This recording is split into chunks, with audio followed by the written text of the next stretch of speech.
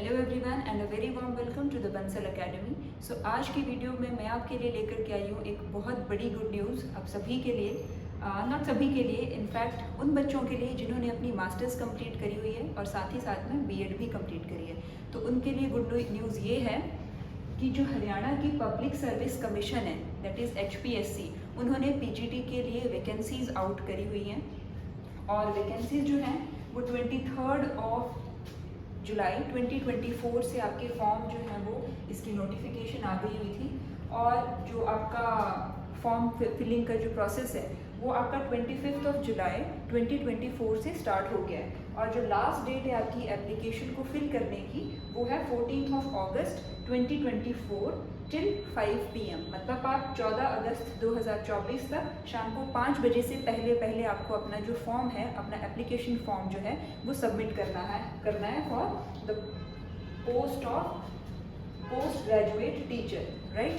तो advertisement number 18 रहेगी और जो मतलब किस चीज़ के लिए, जो पोस्ट ग्रेजुएट टीचर बनते हैं ना, जो PGTs होते हैं, जो 11th और 12th को टीच करते हैं, उनके लिए हरियाणा की सरकार ने जो है वो फॉर्म्स निकाले हुए हैं। और आपको ये जो आपको साइट लिखी हुई है www.hpsc.gov.in, इस पर जाकर के आप अपनी पूरी की पूरी जो एप्लीकेशन फॉर्म है इसको आप फिलअप कर सकते हो।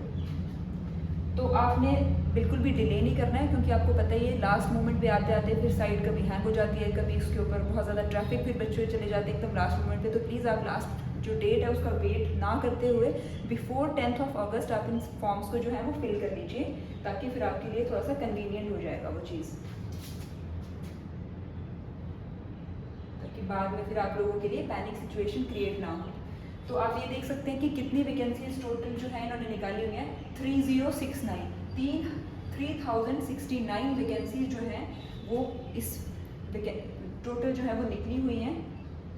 और इसके अंदर बाकी जो जितने भी, जैसे जनरल के लिए 1703 पोस्ट हैं, SC कैटेगरी के लिए 612 हैं। देन फिर आपको ये मैंने सारी की सारी कैटेगरीज जो है यहाँ पर आपको मेंशन कर दी हुई हैं और ये इनकी जो शॉर्ट फॉर्म्स हैं ये आप यहाँ पे देख सकते हैं कि कौन सी कैटेगरी का फुल फॉर्म जो है वो क्या है। तो ये सारी की सारी वैकेंसीज हैं, जो ये आपको एक जनरल डिस्ट्रीब्यूशन मैंने आपको यहाँ दिखाया हुआ है। फर्दर अगर आपको पूरा का पूरा इसको हर एक सब्जेक्ट के लिए अगर आपको वैकेंसी चेकआउट करनी है तो वो हम आपको डिस्क्रिप्शन के अंदर जो है वो PDF का लिंक डाल देंगे, वहाँ से आप जो है वो पूरी की पूरी सब्जेक्ट वाइज जो है वो वैकेंसीज को चेकआउट कर सकते हैं। उसके बाद अगर हम एज लिमिट की बात करें कि एज लिमिट क्या रहने वाली है HPSC का फॉर्म फिलअप करने के लिए, तो आप जो है 18 साल से कम नहीं होने चाहिए और 42 ईयर्स तक आप जो हैं वो अपना फॉर्म को फिलअप कर सकते हैं।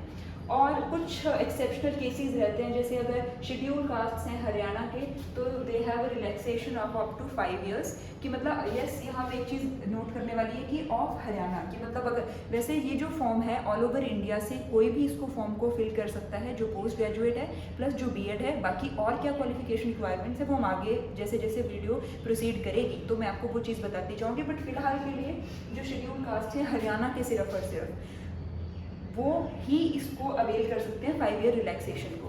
साथ ही साथ में backward classes of Haryana, not of other state, they will also have a relaxation of age up to 5 years. Similarly different जो कैटेगरीज हैं उनके लिए रिलैक्सेशन दिया हुआ है एज में, ये मैंने आपको यहाँ पर पूरा का पूरा नोट डाउन कर सकते हैं आप यहाँ से। उसके बाद फर्दर और भी आपको जैसे विडो और लीगली डिवोर्स्ड वुमेन है उनके लिए 5 इयर्स की रिलैक्सेशन है। उसके बाद अनमैरिड वुमेन है उनके लिए 5 इयर्स की रिलैक्सेशन है। और बाकी judicially separated women residing separately for more than 2 years from the date age prescribed for the purpose of age for candidate of other categories, उनके लिए 5 इयर्स की रिलैक्सेशन। मतलब आप ये जिस कैटेगरी के अंदर आप फॉल कर रहे हैं वो आप प्लीज़ यहाँ पे चेकआउट कर लीजिएगा।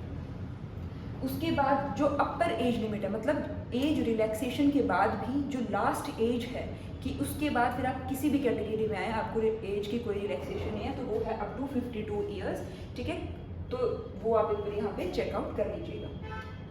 उसके बाद आपका आ जाता है एसेंशियल क्वालिफिकेशंस। अब आप ये देखिए कि एसेंशियल क्वालिफिकेशंस के अंदर क्या चीज़ है।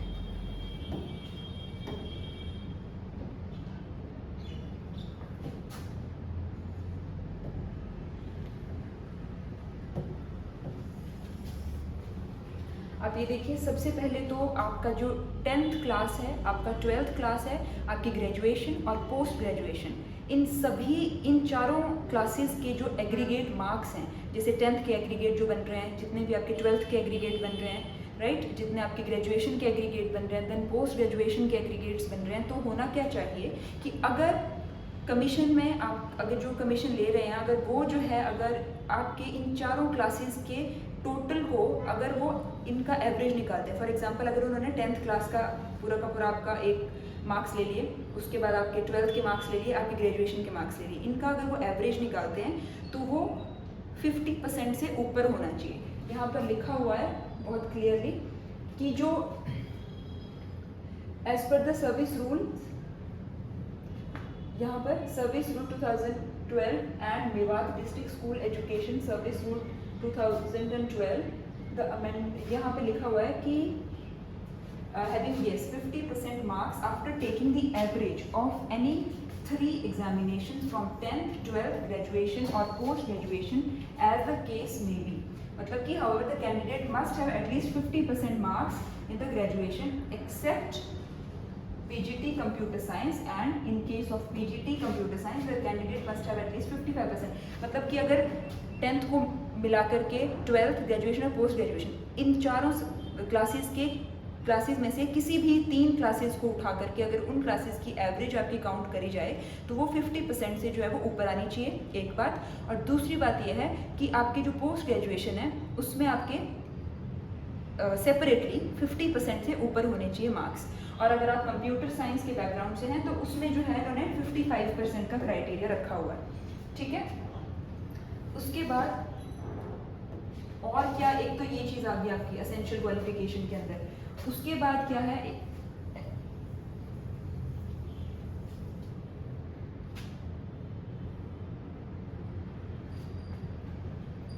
जो दूसरे इसके अलावा जो एक और एजुकेशनल क्वालिफिकेशन रिक्वायर्ड है वो ये है कि आपकी 10th क्लास में आप लोगों ने जो है वो हिंदी या फिर संस्कृत लैंग्वेज आपने जो है वो उसका पेपर दिया हुआ होना चाहिए, कि मतलब 10th क्लास में आपके पास जो है वो मेन सब्जेक्ट्स के अंदर हिंदी या संस्कृत होनी चाहिए। और अगर आपके पास ये चीज़ नहीं है तो फिर आपने 12th क्लास में या फिर BA के अंदर या फिर MA के अंदर आपके पास कोई एक सब्जेक्ट जो है वो हिंदी का होना चाहिए, एक ये रिक्वायरमेंट है।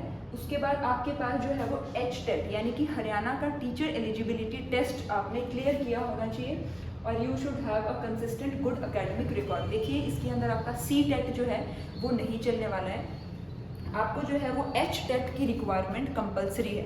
अब देखिए जो PGT के फॉर्म्स निकले हुए हैं वो डिफरेंट सब्जेक्ट्स के अंदर निकले हुए हैं, तो ये जो आपको क्वालिफिकेशन की रिक्वायरमेंट है, ये जैसे मैथ्स के अंदर आपका PGT का निकला हुआ है, केमिस्ट्री का है, फिजिक्स का है, बायोलॉजी का है, देन आपका आर्ट पॉलिटिकल साइंस का है, देन उर्दू, इंग्लिश, हिंदी, तो ये डिफरेंट सब्जेक्ट्स के निकले हुए हैं वैकेंसीज। तो ये वाली जो क्वालिफिकेशन है ये कॉमन है सभी के लिए, ठीक है, ये हर एक सब्जेक्ट के लिए एप्लीकेबल है। जबकि एक और इन्होंने एजुकेशन का क्राइटेरिया क्या रखा हुआ है कि ये तो आगे आपकी essential qualification common to all advertisement of post, right, एक तो ये चीज़। दूसरी है educational qualification for various posts, मतलब कि अब सब्जेक्ट वाइज क्या रिक्वायरमेंट है। फॉर एग्जाम्पल अगर आप PGT बायोलॉजी के लिए अप्लाई कर रहे हो तो आपने जो है वो MSc करी होनी चाहिए जूलॉजी से, आपकी MSc होनी चाहिए कौन से सब्जेक्ट से। अगर आप बायोलॉजी के लिए अपीयर कर रहे हो तो आपकी MSc होनी चाहिए, तो जूलॉजी से हो सकती है, बॉटनी से, बायो साइंसेज से, बायोकेमिस्ट्री से, genetics, microbiology, plant physiology, biotechnology, life sciences, molecular biology with at least 50% marks provided that the applicant had studied botany and zoology at the graduation level and B.Ed from a recognized university। मतलब अगर आप PGT biology के लिए apply करना चाह रहे हो तो आपके पास ये जो मैंने ग्रीन कलर से मार्क किए हैं सब्जेक्ट्स, ये आपका इनमें से कोई एक सब्जेक्ट आपका MSc इन्हीं किसी सब्जेक्ट में से होनी चाहिए और वो भी 50% मार्क्स होने चाहिए MSc के अंदर आपके, है ना। और साथ ही साथ में BSc के अंदर आपने अपनी बॉटनी या फिर बॉटनी एंड जूलॉजी दोनों सब्जेक्ट्स पढ़े हुए होने चाहिए at your graduation level. It means जो स्टूडेंट्स अपनी ग्रेजुएशन ऑनर्स के साथ करते हैं, जैसे एमएससी ज़ूलॉजी, सॉरी जैसे बीएससी ज़ूलॉजी ऑनर्स होते हैं कुछ बच्चे, बीएससी बॉटनी ऑनर्स होते हैं, तो उनके लिए ये पोस्ट नहीं है, क्योंकि इन्होंने साफ साफ यहाँ पे लिखा हुआ है कि applicant had studied botany and zoology at graduation level, ठीक है, और साथ में आपने जो है वो बीएड जो है वो रिक्वायरमेंट है, बीएड भी आपके पास होनी चाहिए। ये होगा, ये मैंने आपको एक एग्जाम्पल देके समझा दिया कि हर एक सब्जेक्ट की रिक्वायरमेंट जो है वो इसी तरीके से है। अगर आपको इसके ऊपर भी डिटेल्ड वीडियो चाहिए कि हर एक सब्जेक्ट के अंदर क्या क्या रिक्वायरमेंट है, तो उसके लिए आप कमेंट्स प्लीज़ कर दीजिएगा, फिर हम इसके ऊपर एक और वीडियो ले आएंगे। बट ये आपकी कॉमन है, जो कि पीछे वाली आपकी जो मैंने ये बताया आपको एसेंशियल क्वालिफिकेशन, ये सभी के लिए कॉमन है, ठीक है। ये वाली भी एसेंशियल क्वालिफिकेशन सभी के लिए, हर एक सब्जेक्ट के पीजीटी के लिए कॉमन है। बट उसके बाद जो बी पार्ट वाली एसेंशियल क्वालिफिकेशन है, ये सब्जेक्ट वाइज अलग अलग है। फॉर एग्जांपल एक हमने बायोलॉजी का देख लिया, देन अगर हम बात करें जैसे पीजीटी केमिस्ट्री का, तो इसमें बच्चा एमएससी केमिस्ट्री या फिर एमएससी बायोकेमिस्ट्री हो सकता है विद अगेन 50% मार्क्स, एंड उसकी बीएड होनी चाहिए from any recognised university. Similarly अगर पीजीटी इंग्लिश उसको फॉर्म फिल करना है पीजीटी इंग्लिश के लिए, तो उसकी एमए इंग्लिश चाहिए with 50% marks again. Then PGT Hindi के लिए भी एमए हिंदी होना चाहिए विद अगेन बीएड। देन अगर उसको पीजीटी फिजिक्स करनी है तो उसकी एमएससी होनी चाहिए from physics, applied physics, nuclear physics, electronics science, electronics with at least again 50% in BEd from any recognized university, and the PGT अगर पंजाबी में है तो MA Punjabi with at least 50% marks and BEd from any recognized university। तो इस तरीके से और भी बहुत सारे सब्जेक्ट्स हैं जिनमें ये फॉर्म्स निकले हुए हैं, तो वो जो है हम अगेन आपको डिस्क्रिप्शन में डालेंगे। अगर आपको चाहिए उसके लिए अलग कोई वीडियो, तो हम उसको एक और वीडियो बना देंगे, उसमें आप देख सकते हो। बट आपने एक चीज़ गौर की होगी कि जैसे इन्होंने स्पेसिफाई करा है कि अगर आपको पीजीटी बायोलॉजी करना है तो आपको ग्रेजुएशन के अंदर बॉटनी और जूलॉजी आपके लिए कंपलसरी है। उस बाकी के जो पीजीटीज़ हैं उनमें ऐसा कुछ नहीं है, उनमें ग्रेजुएशन का कोई वो नहीं रखा है कि आपके पास कोई इसे स्पेसिफाई नहीं करा हुआ है। बाकी एमएससी आप देख सकते हैं यहाँ। उसके बाद आ जाता है what is the scheme and pattern of examination. इसकी भी अगर आपको डिटेल वीडियो चाहिए तो again you can comment down, हम इसकी अगेन एक डिटेल वीडियो लेंगे। बट जनरली जो पेपर है वो 3 पार्ट्स में होगा, जिसमें फर्स्ट जो है आपका स्क्रीनिंग टेस्ट होगा, जिसके अंदर 100 MCQs आएंगे। टोटल आपको 2 घंटे का टाइम मिलेगा इसमें, और ये 100 मार्क्स का होगा। 100 MCQs आएंगे, 2 आवर्स का होगा और 100 मार्क्स का होगा, और हर एक क्वेश्चन का इक्वल मार्क्स होंगे। हर एक क्वेश्चन जो है वो एक बराबर नंबर का होगा। फिर जब जो बच्चे स्क्रीनिंग टेस्ट क्लियर करेंगे, स्क्रीनिंग टेस्ट क्लियर करने के बाद जो है आपका सब्जेक्टिव पेपर होने वाला है, जो कि आपका होगा सब्जेक्ट नॉलेज टेस्ट। ये सब्जेक्टिव पेपर है, ये 3 आवर्स का पेपर है, जिसमें जो है वो 150 मार्क्स का ये पेपर होने वाला है। देन थर्ड होगा आपका इंटरव्यू और वाइवा कोर्स, ठीक है। इंटरव्यू आपका थर्ड स्टेज है। तो 3 स्टेजेस में जो है ये पेपर आपका कंडक्ट होने वाला है। अच्छा, उसके अंदर भी चीज़ क्या रहेगी आपकी कि जो आपका ये फर्स्ट स्क्रीनिंग टेस्ट है ना, इसके मार्क्स जो हैं वो सब्जेक्ट इस सेकंड वाले पेपर में नहीं जुड़ेंगे। It is just a qualifying paper, ठीक है। उसके जब जो बच्चे इसमें क्वालिफाई करेंगे वही जो है वो फिर सब्जेक्टिव पेपर के लिए एलिजिबल होंगे। देन फिर सब्जेक्टिव पेपर और इंटरव्यू के मार्क्स काउंट होंगे। ये क्वालिफाइंग नेचर का है, ठीक है। This paper will not be considered for your merit in the future. Then pay scale कितना रहने वाला है, देखिए जो हरियाणा के ये पोस्ट्स होती हैं, इसमें जो मतलब इनकी जो पे स्केल होती है, it is equivalent, almost equivalent to the gazetted officer. तो आपको देखिए अराउंड 50,000 टू 1.5 लाख तक की आपको सैलरी इसमें मिलती है, एंड प्लस जो अलाउंसेज होते हैं वो अलग से मिलते हैं। तो it is a very good opportunity for all of you, so you should prepare well. और तो ये आपका पे स्केल होगा। उसके बाद एप्लीकेशन फ़ी, देखिए मैं आपको पहले बता दिया कि 14 अगस्त से पहले आपको पेपर फिलअप कर लेना है। I will recommend you to fill it before 10th of August, ताकि फिर बाद में लास्ट में आपको हरी के चक्कर में बच्चे कुछ फॉर्म गलत कर जाते हैं, नहीं तो फिर कुछ का फॉर्म भरा ही नहीं जाता है। तो it's better to fill it early. Then उसके बाद फिर डिफरेंट कैटेगरीज के लिए जो है वो फी स्ट्रक्चर है। जैसे अगर आप मेल हो तो 1,000 रुपये आपको देना पड़ेगा। फिर ये फिर फीमेल्स के लिए जो है वो जनरल कैटेगरी की भी अगर फीमेल्स है तो उनके लिए 250 है। तो ये आप देख लीजिए अपने उसके अकॉर्डिंग आप देख लीजिए कि कितनी आपकी फ़ीस होने वाली है, एप्लीकेशन फ़ीस। और देखिए अगर एक बार फ़ी रिफंड नहीं करी जाएगी। एक बार आपने एप्लीकेशन फॉर्म फिल कर लिया तो उसके बाद जो आपकी फ़ीस है it will not be refunded, right.